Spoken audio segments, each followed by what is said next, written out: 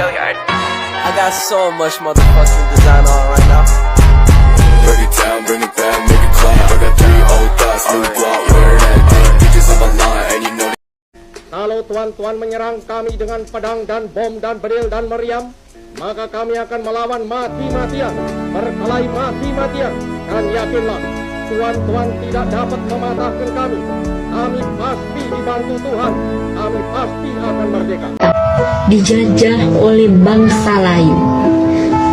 Akan tetapi, sekarang negara kita dijajah oleh bangsa kita sendiri.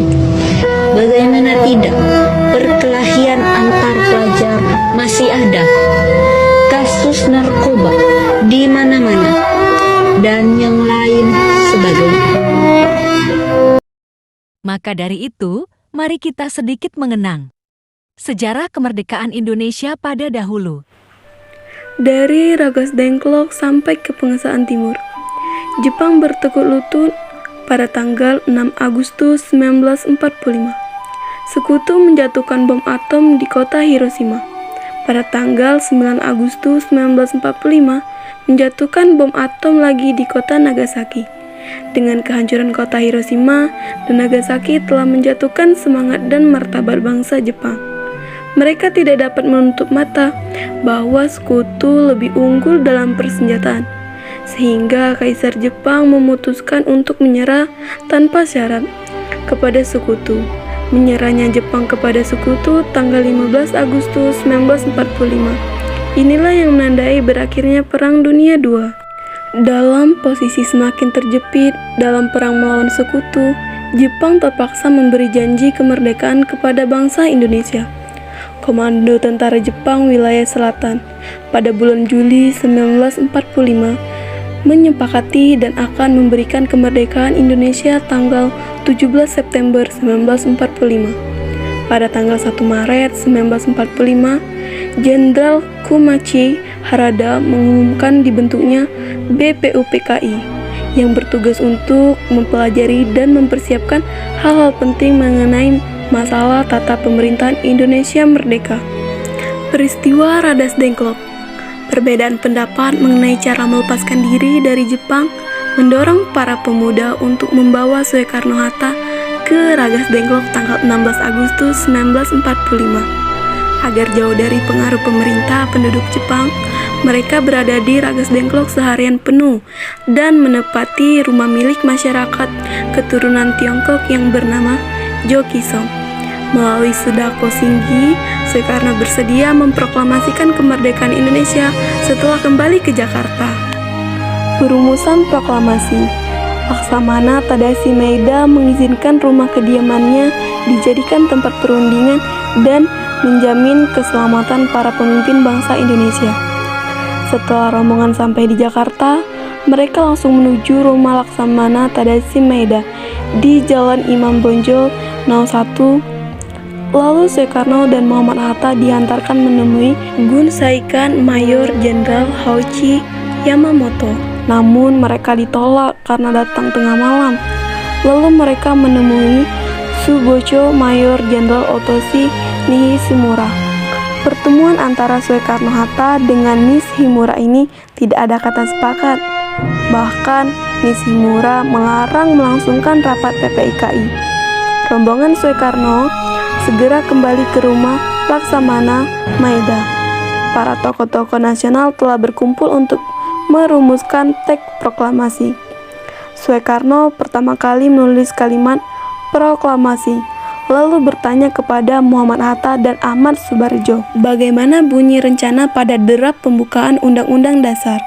Namun mereka tidak ingat persis.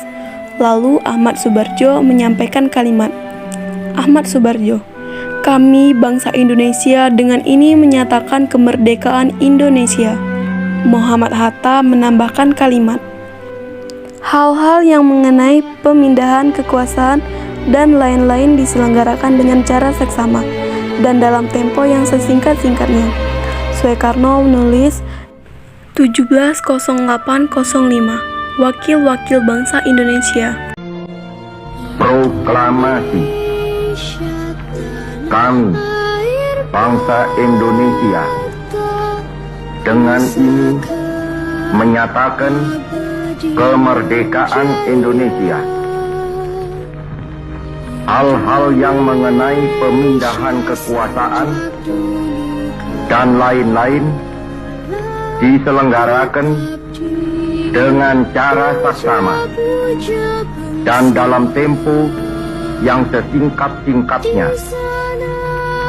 Jakarta, 17 Agustus 1945, atas nama bangsa Indonesia, Soekarno, Hatta.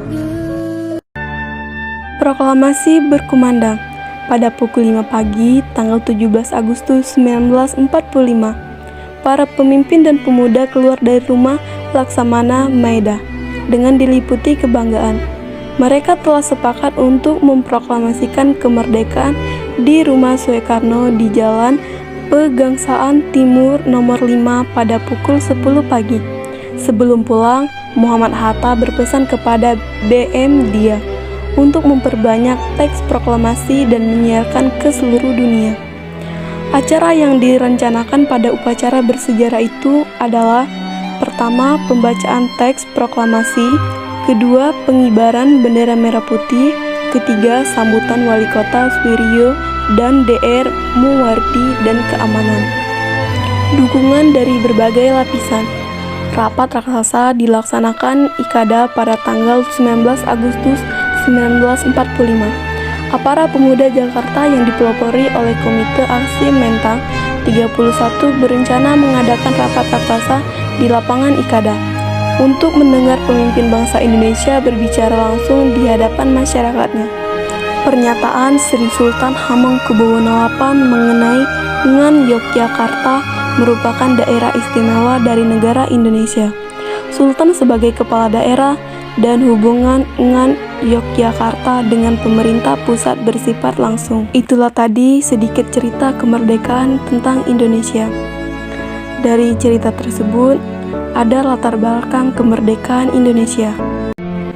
Bangsa Indonesia merdeka, tanggal 17 Agustus 1945.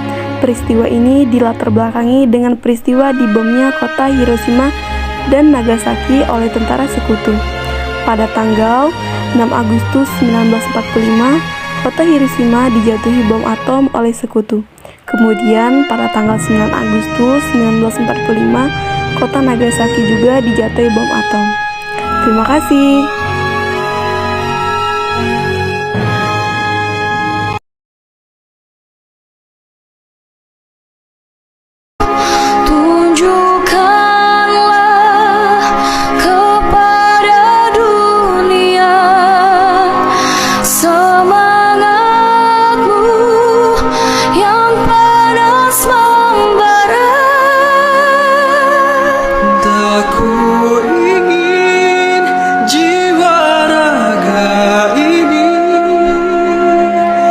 Selaras